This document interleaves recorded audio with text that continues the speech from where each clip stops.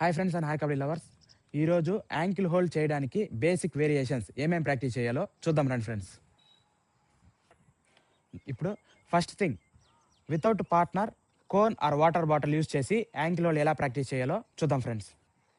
మన hand position అనేది cup షేప్లో ఉండాలి. యాంకిల్ హోల్డ్ చేసేటప్పుడు హ్యాండ్స్ కప్ షేప్లో పెట్టుకోవాలి.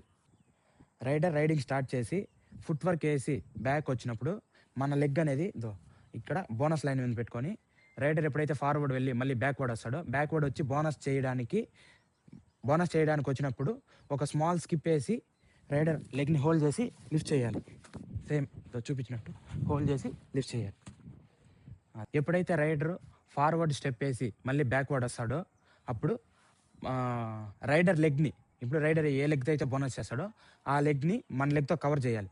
ఇప్పుడు ఇది రైడర్ లెగ్ అనుకుంటే సింపుల్గా ఓ స్కిప్ వేస్తాం. ఇంత కవరింగ్ రావాలి. సింపుల్గా స్కిప్ వేసి హోల్డ్ చేసి లిఫ్ట్ చేస్తాం.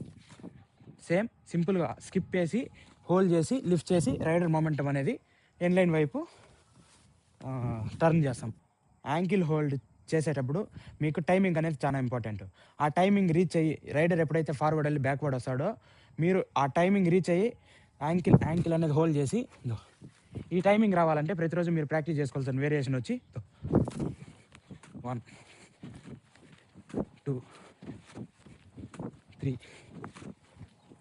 4 5 ఇలా ఒక 3-4 టైమ్స్ కానీ రిపీటెడ్గా ప్రాక్టీస్ చేసుకోండి.